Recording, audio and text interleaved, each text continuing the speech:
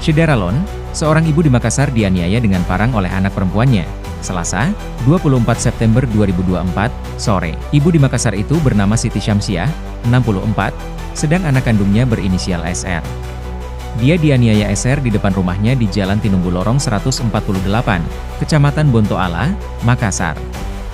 Video penganiayaan anak perempuan terhadap ibunya, Siti Syamsiah, dengan benda tajam itu viral di media sosial.